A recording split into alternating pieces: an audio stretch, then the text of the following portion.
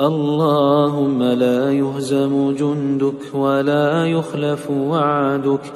نسألك باسمك الأعظم ووجهك الأكرم أن تحفظنا بحفظك وأن تكلأنا بكلئك. اللهم احرسنا بعينك التي لا تنام وركنك الذي لا يضام، واجعلنا في أمانك وضمانك وإحسانك.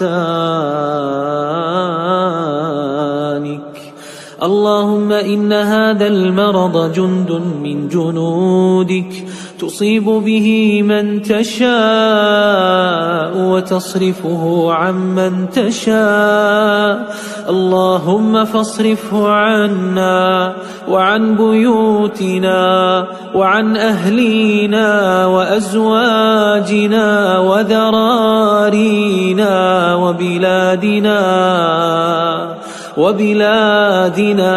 وبلاد المسلمين. واحفظنا مما نخاف ونحذر، فأنت خير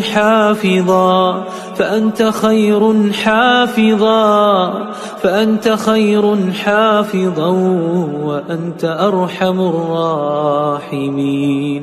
تحصنا بذي العزة والجبروت والكبرياء والعظمة، اعتصمنا برب الملكوت الحي الذي لا يموت. الله أكبر، الله أكبر من كل ما نخاف ونحذر، الله أكبر من كل ما نخاف ونحذر.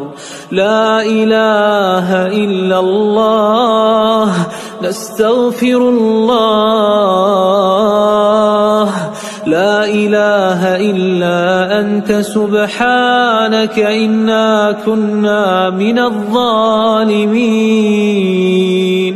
لا إله إلا أنت سبحانك إنا كنا من الظالمين.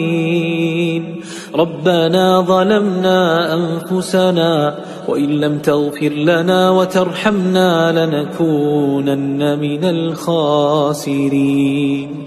اللهم ارفع عنا الوباء والبلاء ونجنا من الفتن ما ظهر منها وما